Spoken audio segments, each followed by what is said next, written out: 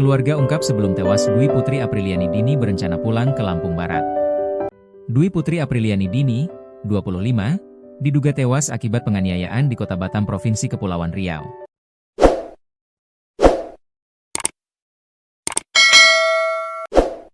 Sebelum tewas, Dani yang merupakan kakak ipar korban, mengungkapkan komunikasi terakhir pihak keluarga dengan almarhumah Dini.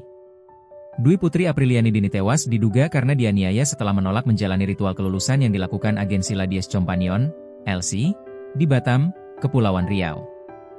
Dani mengatakan pihak keluarga mendengar kabar kematian Dwi Putri pada Sabtu 29 November 2025 lalu.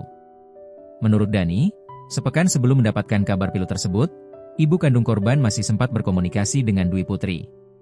Dalam komunikasi tersebut, kata Dani, Dwi Putri menyampaikan kepada sang ibu bahwa dia yang 2 tahun terakhir bekerja di Batam akan segera pulang ke kota asalnya di Lampung Barat. Kalau ibu sih komunikasinya 1 minggu sebelum mendengarkan kabar, Dwi Putri tewas. Adik itu menyatakan bahwasannya di bulan 12 adik itu mau pulang.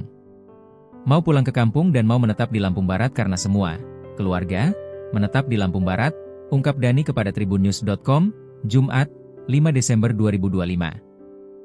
Pernah merantau bersama ke Batam. Melia, kakak kandung korban, mengaku pernah merantau bersama sang adik di Batam beberapa tahun silam. Melia merantau ke Batam bersama adiknya Dwi Putri Apriliani Dini saat belum berkeluarga. Namun, katanya, dia memilih pulang ke kota asal, Lampung Barat, ketika Dwi Putri Apriliani Dini menikah dengan seorang pria dan menetap di Batam. Saya sih juga pernah kerja di Batam. Dwi Putri Apriliani Dini, sama saya. Itu sudah lama juga sama saya, kata Melia. Menurut Melia, selama tinggal bersama di kota perantauan itu, dia sangat menjaga sang adik. Melia kerap mengajak Dwi Putri untuk bermain bersama dengan dia. Adik saya orang yang baik, sama saya sering main, sering nongkrong. Memang saya menjaga dia selama saya di Batam, ucap Melia.